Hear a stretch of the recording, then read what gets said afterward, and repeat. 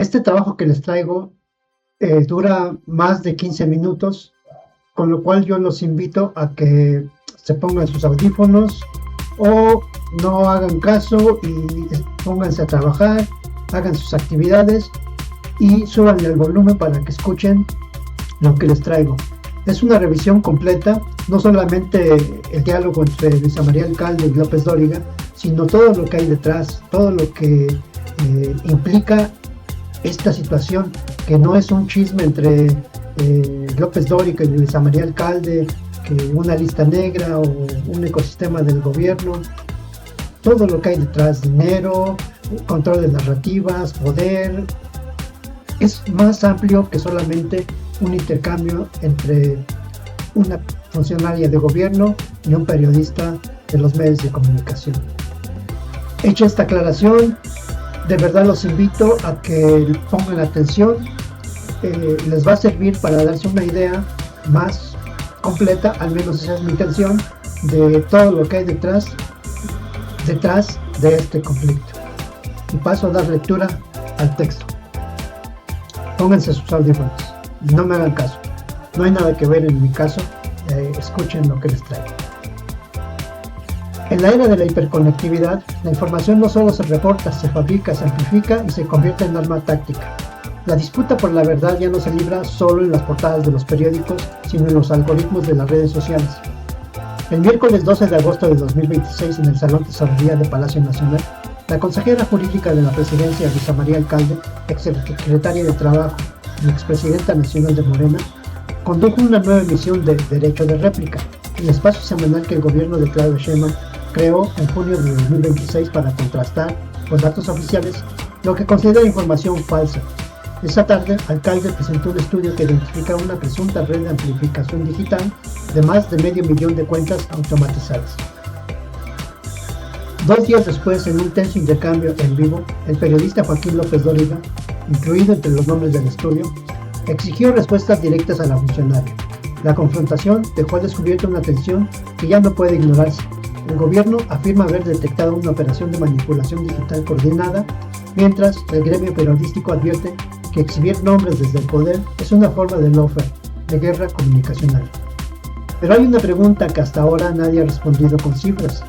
Si operar una red así tiene un costo, ¿cuánto cuesta y quién la paga?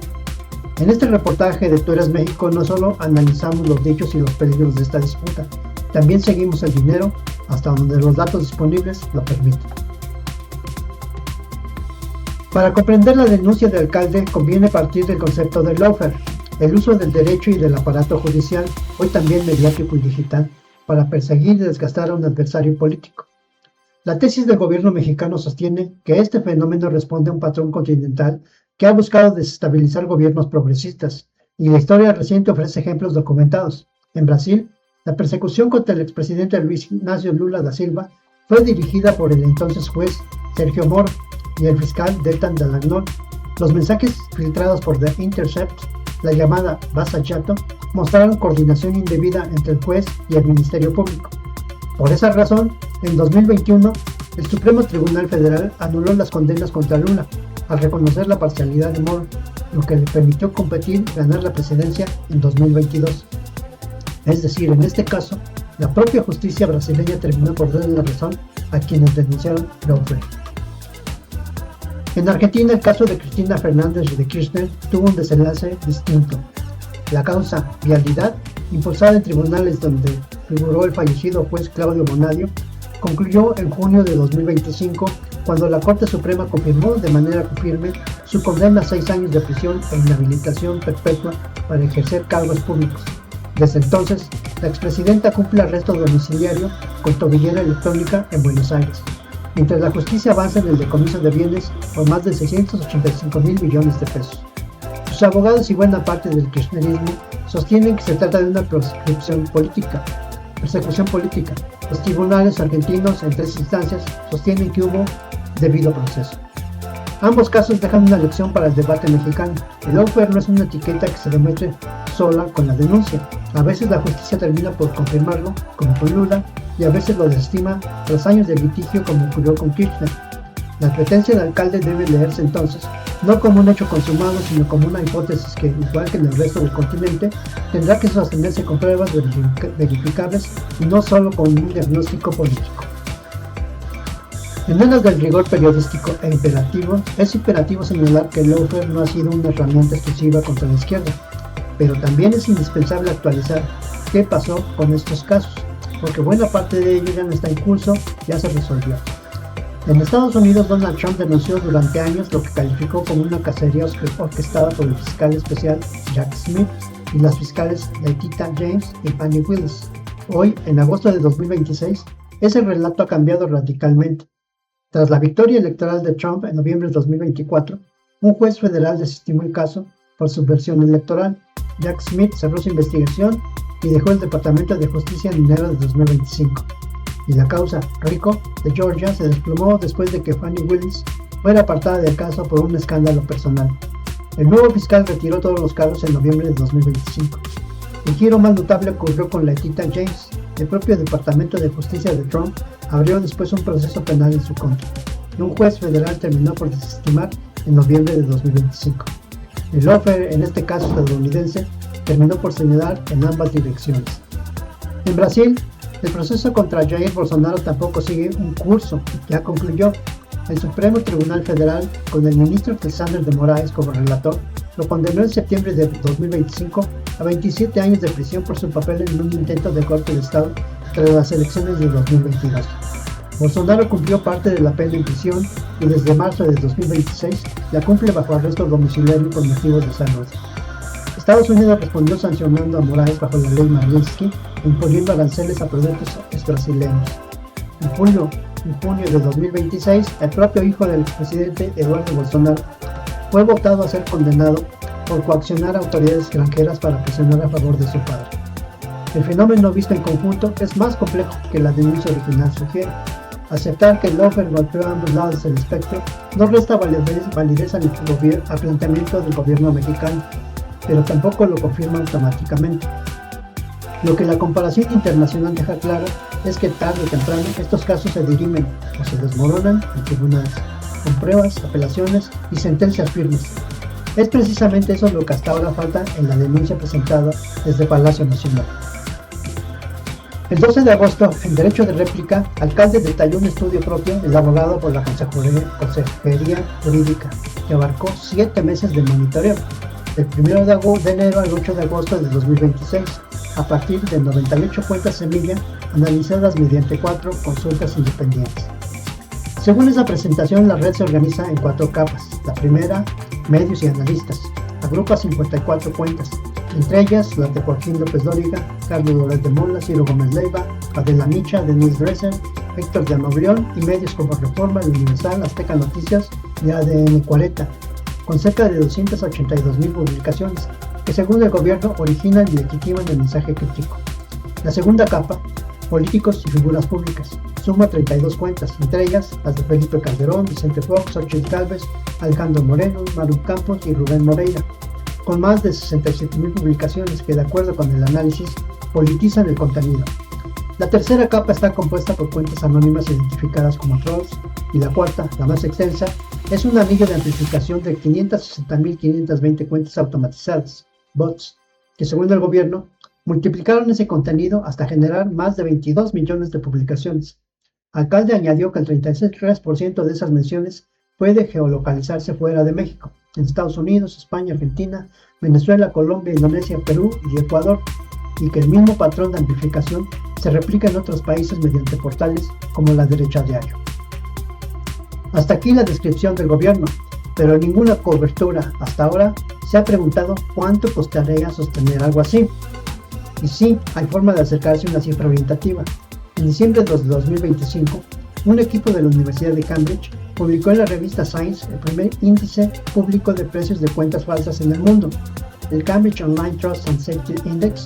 Según ese estudio, crear una sola cuenta falsa en X cuesta, en promedio, apenas 10 centavos de dólar.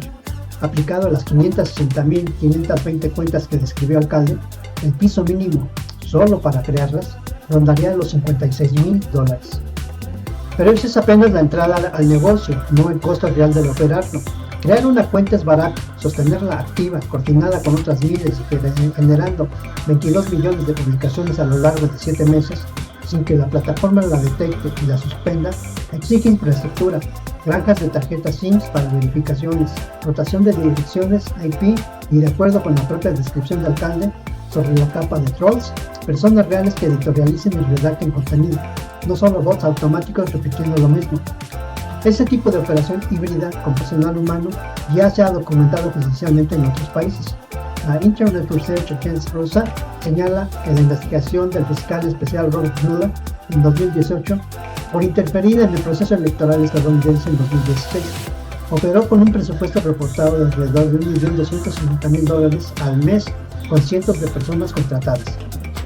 Puesto en perspectiva, sostener una red del tamaño que describió el gobierno mexicano durante 7 meses y con una capa humana de coordinación podría costar desde decenas de miles de dólares en el escenario más barato y menos sofisticado, hasta cifras que, por comparación con casos documentados en otros países, alcanzarían varios millones de dólares. Si la operación incluyó personal pagado de forma sostenida, es un rango amplio, deliberadamente amplio, porque ni el gobierno mexicano ni ningún medio ha presentado hasta ahora a una auditoría del costo real de esta red en particular. Pero el ejercicio sirve para una cosa: dimensionar que esto no es artesanal, es una inversión con un origen que tarde o temprano debería tener nombre y apellido. Aquí conviene detenerse porque es la pregunta que ningún actor de esta historia ha querido responder con cifras. Si el rango de operación va de decenas de miles a varios millones de dólares sostenidos durante medio año, entonces alguien tuvo que pagarlo, y ese alguien es hasta ahora un vacío total en la denuncia oficial. Conviene ser precisos con la dirección de la pregunta. La red que describió el alcalde no está señalada como un instrumento del gobierno, está señalada como una operación que amplifica críticas contra el gobierno de Claudia Sheinbaum. Por tanto, la pregunta lógica no es qué gobierno de izquierda tendría el capital en las relaciones internacionales para sostenerla, sino qué actores con interés en desgastar a esta administración tendrían los recursos y los vínculos para hacerlo.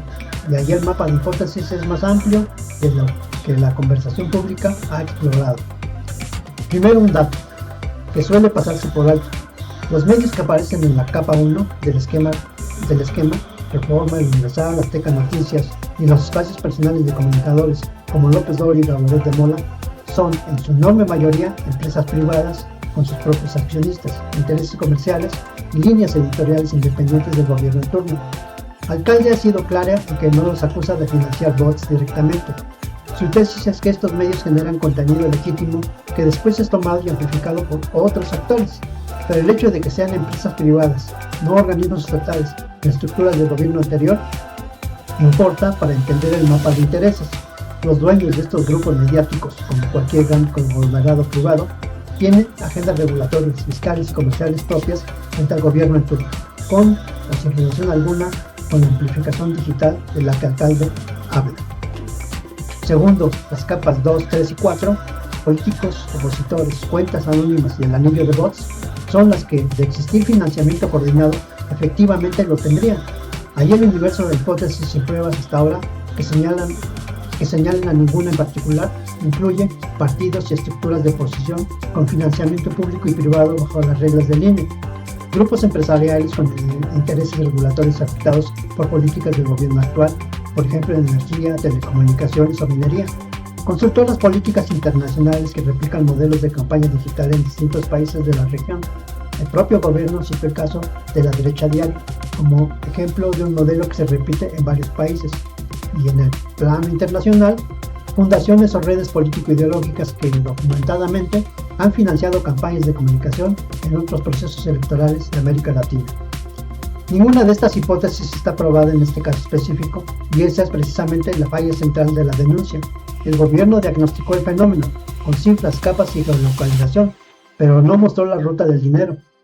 Sin esa ruta, cualquier lectura sigue siendo una hipótesis, no un hecho, ni la de una operación financiada por capital privado nacional, ni la de una red con respaldo internacional, ni la contraria que algunos críticos plantean, de que el propio gobierno exagera el fenómeno para desacreditar la crítica legítima sin tener que probar. Y hay un tercer actor que rara vez entra en esta conversación: las propias plataformas digitales. X, Meta y TikTok tienen la capacidad técnica de identificar quién paga por publicidad política y coordinación de cuentas. Lo hacen, de hecho, en mercados donde la regulación los obliga, como la Unión Europea, con la ley de servicios digitales, exige a las plataformas etiquetar y transparentar el financiamiento de la publicidad política. En México no existe una obligación equivalente. Mientras las plataformas operan aquí como cajas negras, cualquier gobierno, cualquier partido y cualquier medio pueden señalar una red de manipulación sin que exista una manera independiente de comprobar quién realmente la paga. Ese, y no solo el debate entre alcalde y López Dóriga, es el vacío regulatorio de fondo que esta historia debería estar empujando a resolver. Frente a esta exposición, la reacción del gremio periodístico fue inmediata. Los nombres de comunicadores y medios en la capa 1 del esquema fueron leídos por buena parte de la prensa como una lista negra, y la propia alcalde tuvo que salir un día después a negar públicamente que se tratara de un señalamiento a opositores. López Dóriga fue el más contundente. Desde su noticiero en Radio Fórmula, calificó el ejercicio de propio de fascistas, nazis y macartistas, y retó a la funcionaria a presentarse en su programa a explicar el objetivo de publicar listas de periodistas. Recordó, además, unas declaraciones que la propia Claudia Sheinbaum había hecho en 2021, cuando calificó ese tipo de listados como una práctica fascista, macartista y nazista. Una contradicción que señaló el propio gobierno debería explicar. Para mí es un honor estar en esa lista, ironizó el periodista, subrayando sus más de 5 décadas de trayectoria y su negativa a dejarse intimidar. 2 días después, en un intercambio en vivo, el alcalde respondió directamente a López Dóriga. Insistió en que nunca se habló de una lista negra ni se acusó a los medios de financiar bots o trolls, y que el objetivo era únicamente explicar cómo opera el ecosistema digital. No hay que tener miedo, sostuvo. López Dóriga, por su parte, mantuvo que nombrar comunicadores desde una tribuna oficial, aunque se les describa como víctimas y voluntarios del sistema, produce un efecto inhibitorio real sobre el ejercicio periodístico. Aquí aparece el punto más débil de la denuncia gubernamental, el vacío metodológico. Una solicitud de transparencia dirigida a la Consejería Jurídica reveló que Derecho de Réplica no cuenta con una metodología formal y previamente aprobada para determinar qué información califica como falsa.